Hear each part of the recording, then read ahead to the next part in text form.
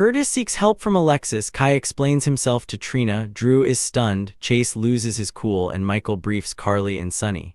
Read the last GH recap. Willow planted evidence on Michael and Anna spiraled to Mac, Felicia and Emma as Sunny wanted Cullum taken out.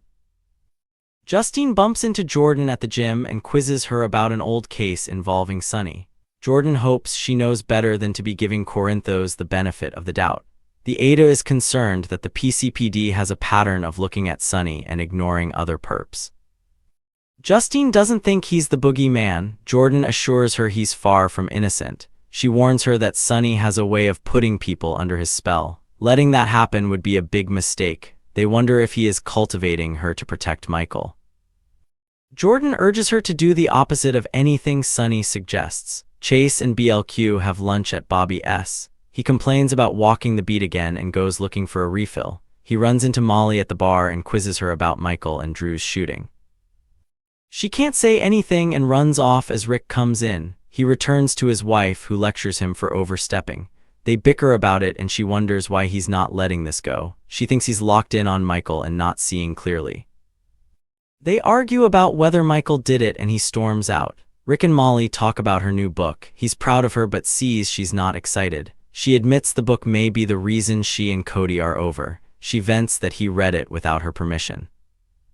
Rick is sorry. He likes Cody and urges her to take the first step. He's sure that Cody is torturing himself over how he screwed up. She suggests he take his own advice and talk to Liz. He doesn't want to be pushy. Molly thinks Liz sees the man he can be and could help him see it too. Curtis drops by Alexis' office and asks how he can compel Portia to get a paternity test. She can't get involved after what she did to Portia on the stand.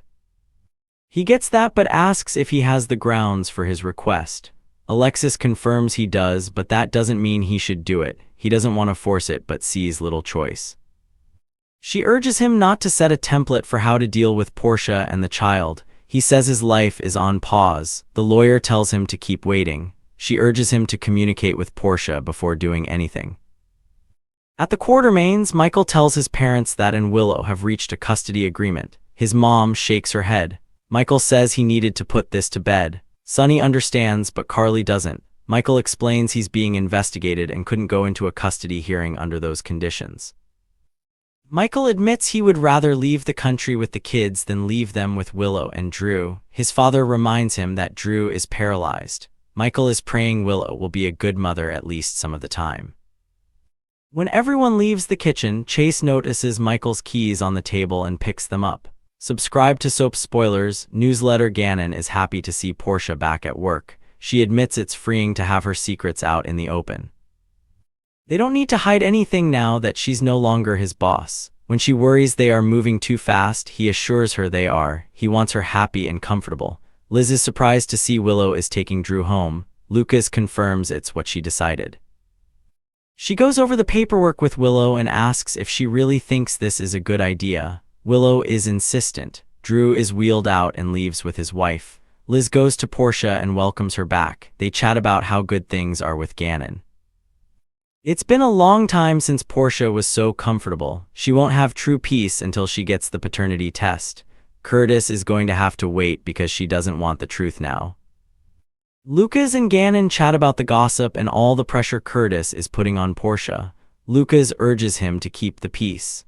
Curtis shows up and congratulates Portia on being reinstated. He asks when she plans to take the test.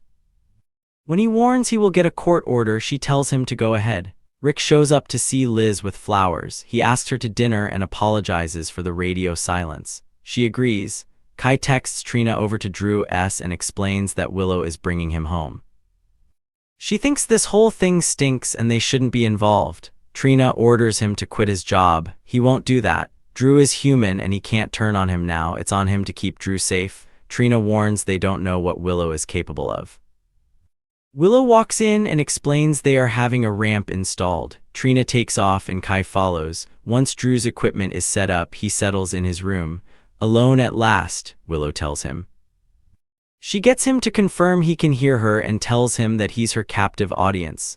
"I'm the one who shot you," she says. Kai and Trina run over to Alexis' office to tell her that Willow has taken Drew home. The lawyer advises them to come to her if they see anything.